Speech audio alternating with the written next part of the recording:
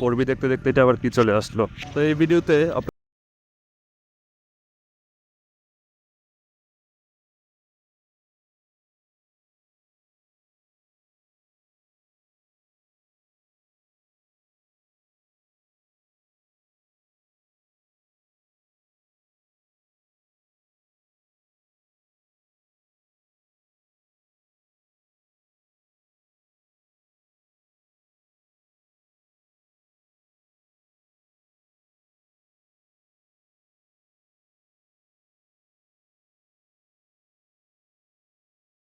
সিফাত, সবাই কেমন আছেন? আই হোপ সো যে সবাই ভালো আছেন।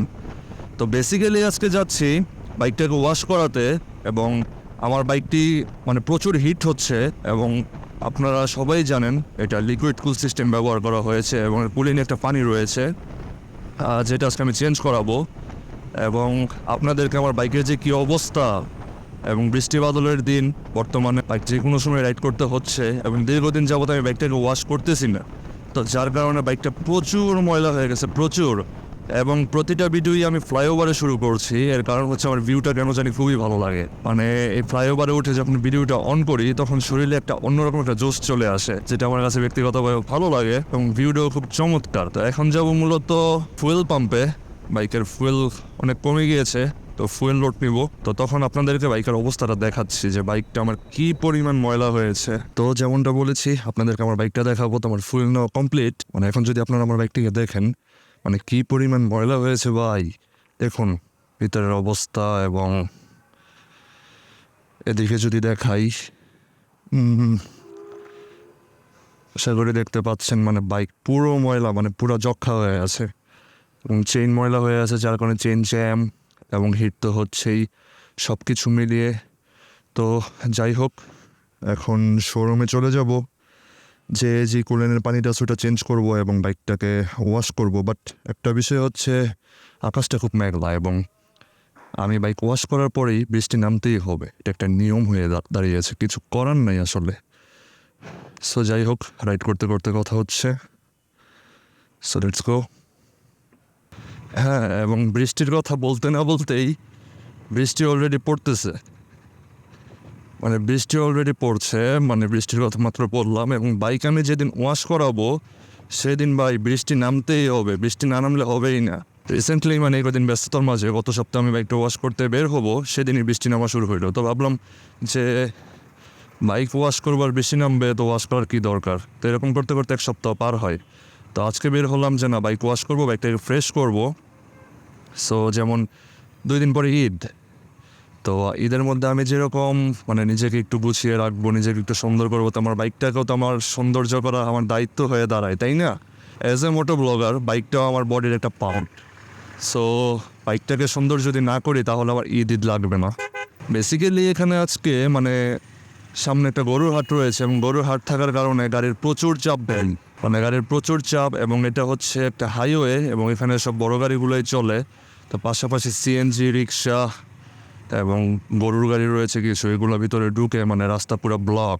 আমার আসার সময় 5 মিনিটের রাস্তা, আমার কমপক্ষে 20 মিনিট সময় লেগে গেছে এখানে আসতে আসতে, মানে রোডে এত জ্যাম, এখন কতক্ষণ লাগে কে জানে।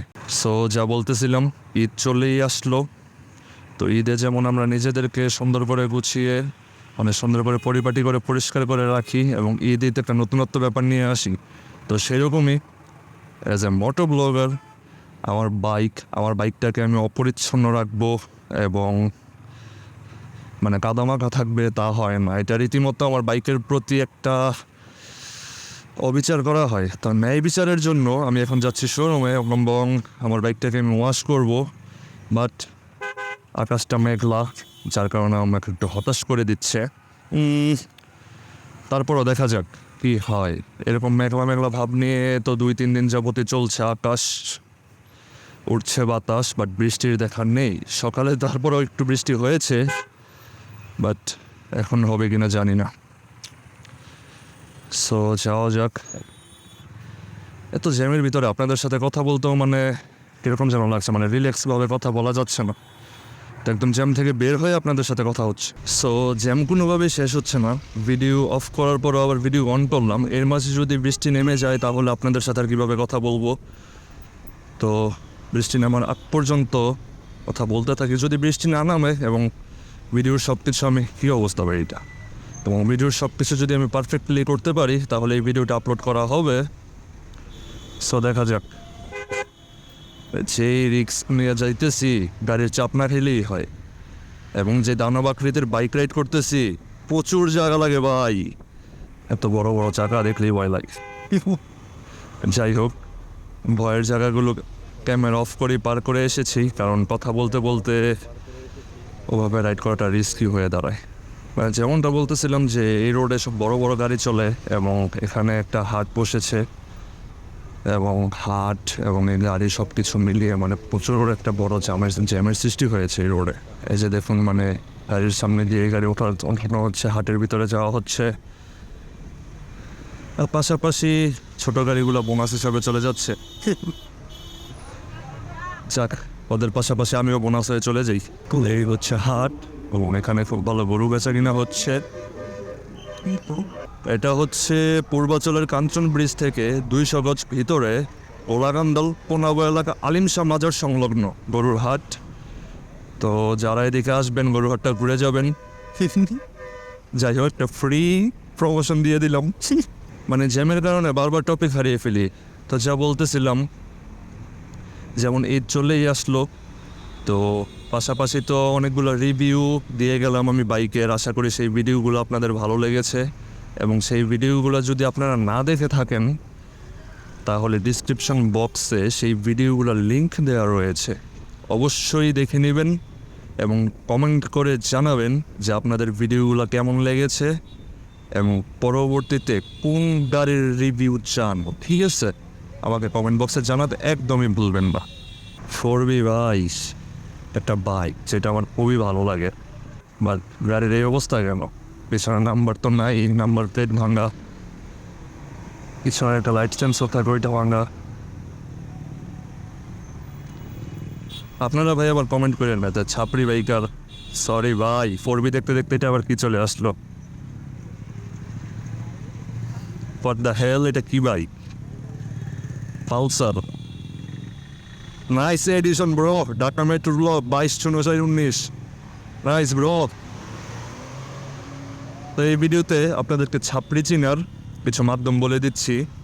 প্রথমত, বাইকের হেলমেট থাকবে না, বাট এদের মাথায় হেলমেট আছে, কিন্তু রাইডারের না, পিলিয়নের। 3 জন বসবে, পিছনের জন পা হেলিয়ে রাখবে। এবং খোলা ভাষাই বলি, বাইকের পিছনের যেই পাশা আছে এটা খুলে রাখবে, পিছনের পাশাটা খুলে রাখবে। এবং এক্সস্টের দিকে যদি লক্ষ্য করেন, মডিফাই করে ভাই পুরো অ্যাক্রোফোবিক বানাই ফেলছে। ভাই খুব এনজয় করতেছি ভাই, দেখেন অবস্থা। পিলিয়ন ভাই 2 জন বসছে, কিন্তু একজনের পা রাখার জায়গাই নেই। সেই ভাই, সেই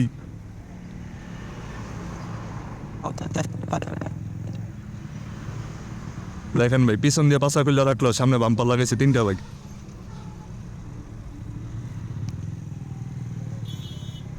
যাক, তাকায় হয়তো বুঝে ফেলছে যে দে আর সাপড়ি।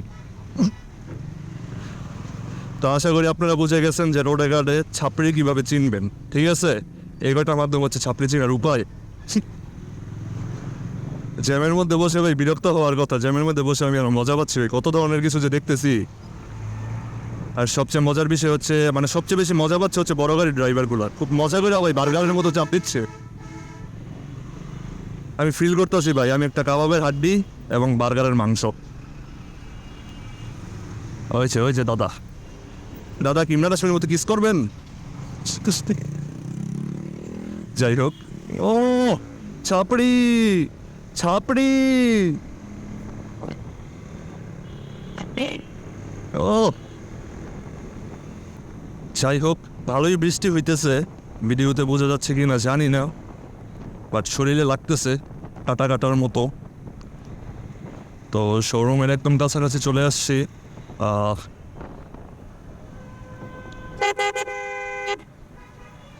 এবং স্ট্যান্ডে একটু সাবধানে চালাতে হবে আজকে, কারণ যারা এখানে আবাসিক মানে থাকতেছে, ভাড়া থাকে, তো সবাই দেশের বাড়ি যাওয়ার জন্য একটা প্রস্তুতি নিচ্ছে। তো স্ট্যান্ডে প্রচুর ভিড়, গাড়ির চেয়ে বেশি মানুষ ভাই। যে দেখুন মানে জায়গায় জায়গায় বেশিরভাগ লোকে এখানে মানে ভৈরব যাবে, কিশোরগঞ্জ, যত যাই হোক ভাই, নিজের বাড়িতে এবং নিজের দেশে ঈদ না করতে কে চায়?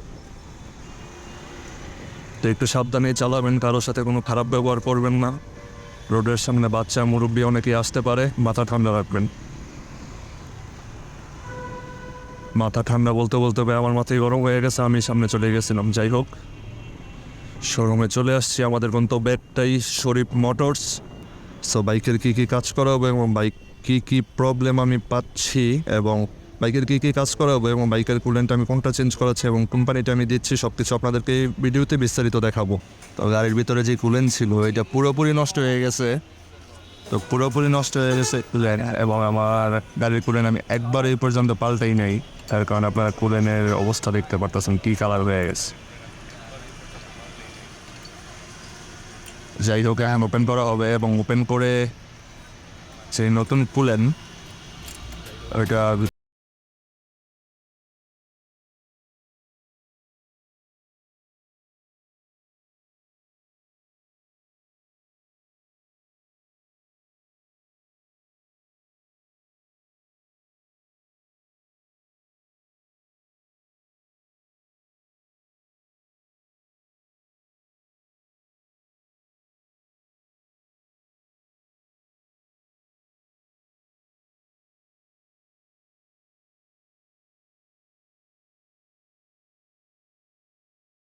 করানোর জন্য পুরোপুরি রেডি। তো বাইকটাকে আমি ফোম ওয়াশ আজকে করাবো না, এর কারণ হচ্ছে আপনারা দেখতে পাবেন যে আকাশটা প্রচুর মেঘলা, এবং আমি বাইকটা যদি এখন ফোম ওয়াশ করাই বাসায় যেতে যেতে আমার পুরো বৃষ্টিতে ভিজতে হবে এবং সাদা পেক তো আছেই, যার কারণে বাইকটাকে আমি কিছুটা ক্লিন করে নিচ্ছি যাতে দেখতে খারাপ না লাগে। এবং যেহেতু 2 দিন পর ঈদ, এবং ঈদের মধ্যে আমি পরিষ্কার পরিচ্ছন্ন হয়ে পুরো সুন্দর হয়ে সেজে থাকবো, তো আমার বাইকটাও পরিচ্ছন্ন থাকবে, তা কখনই হয় না। আমার বাইকটাকেও নিট অ্যান্ড ক্লিন করে রাখবো আমি, তো যার জন্য সে ক্লিন করে নিচ্ছি। আপনার মনে করেন যে পুলেনের মধ্যে মানে কাদা এখনও দেখা যাচ্ছে, হয়তো পুলেনের ভিতরে প্রচুর কাদা। তো সব কিছুই আমি আজকে ক্লিন করিয়ে মানে বাইকটাকে মোটামুটি একটা ফ্রেশ করার চেষ্টা করবো। সো আমার বাইকের যে কুলেন্ট পরিবর্তন করার কথা ছিল সেটা চেঞ্জ করা ডান। বাস এইভাবে চালাই কেন ভাই? মনে হইতেছে বাই সিটি গেম খেলতেছি। তো কুলেন্ট চেঞ্জ করলাম এবং বাইকটাকে একটু পানি মেরে নিলাম আর কি মূলত। এবং একটা মজার বিষয় হচ্ছে আকাশ মেঘলা হলেও আজকে আমি বাইক ওয়াশ করাই নেই বলে আজকে বৃষ্টিটাও হলো না। তো যারা যারা আজকে বৃষ্টির জন্য ওয়েট করছিলেন তাদেরকে আমি সরি বলতে চাই, কারণ আমার কারণে হয়তো আজকে বৃষ্টিটা নামে নেই। যাই হোক, জাস্ট ফান, কারণ আমি বাইক ওয়াশ করলেই ভাই বৃষ্টি নামতেই হবে। যাই হোক, তো বাইকটা আমার একটু ফ্রেশ লাগতেছে। আর বাইকের যেই হিটটা হইতো এখন, এটা আমার দেখার বিষয় যে বাইকটা এখনও আবার ওরকম হিট হয় কি না, কারণ কুলেন্টটা যেহেতু নষ্ট হয়ে গেছিলো তো কুলিং সিস্টেমটা ভালোভাবে কাজ করতে পারতেছিল না, দ্যাটস ওয়াই মানে বাইকটা প্রচুর হিট হইতো। তো এখন কী পরিমাণে হিট হয় সেটা হচ্ছে দেখার বিষয়। এরপরেও যদি হিট হয় দেন নেক্সট ওদের যে সার্ভিস ক্যাম্প চলবে ওটার মধ্যে আমার বাইকটাকে আমি আবার একবার চেক আপ দিয়ে নিব যে কোনো প্রকার প্রবলেম আছে কি না। সো দেখেন কত সুন্দর ভিউ। আপনারা একটা প্রশ্ন করতে পারবেন যে বারবার কেন ফ্লাইওভারে। তো ফ্লাইওভারে আসার কারণ হচ্ছে আপনাদের একটু দেখাই, মানে একবার ভিউটা দেখেন কি সুন্দর। মানে একবার আসলে যে একবার আসবে তার বারবার আসতে ইচ্ছা করবে, মানে এত সুন্দর একটা ভিউ। গাড়ির চাপ বেশি আজকে ফ্লাইওভারে, দ্যাটস ওয়াই ওই পাশে যাইতে পারতেছি না, বাট দেখাচ্ছি। হ্যাঁ, বাইকটা যদি দেখাই এখন আপাতত ফ্রেশ আছে আগের চেয়ে। মানে পুরো ময়লা ছিল ভাই, এই ভিতর দিয়ে তো পুরো জ্যাম লেগে ছিল, সাসপেনশন মনোসক সাসপেনশন সব কিছু ভরা ছিল। সামনে কুলেনে কাদা এখনও রয়ে গেছে, এটা কি হলো আমি খেয়াল করিনি। কুলেনে কাদাটা রয়ে গেছে। সো যাই হোক, কালকে একটা ফোম ওয়াশ করাবো, ওটা করলে আই থিঙ্ক ঠিক হয়ে যাবে। এবং এই ভিডিওটা হয়তো ঈদের 2 দিন বাকি আছে, বাট আপনারা পাবেন ঈদের আগের দিন। সো আপনাদেরকে অগ্রিম ঈদ মুবারক, এবং হচ্ছে পবিত্র ঈদুল আজহা, এবং সবাইকে অনেক অনেক শুভেচ্ছা রইল। আপনাদের সবার ঈদ ভালো কাটুক, দোয়া করবেন যেন আমার ঈদও ভালো কাটে। এবং ভিডিওটা যদি ভালো লেগে থাকে তাহলে অবশ্যই একটা লাইক করবেন, এবং আপনাদের যদি বাইক নিয়ে এবং বাইক রিলেটেড কোনো ধরনের প্রশ্ন থেকে থাকে আমার কমেন্ট বক্সে জানাবেন, আমি তার রিপ্লাই দেওয়ার অবশ্যই চেষ্টা করব। কারণ আপনাদের চাহিদা অনুযায়ী ভিডিও দিতে আমি সর্বদাই চেষ্টা করি এবং আপনাদের মতামতটা জানারও আমি খুব আগ্রহে থাকি। তো আশা করি আমার ভিডিওটি আপনাদের ভালো লেগেছে। Thanks for watch.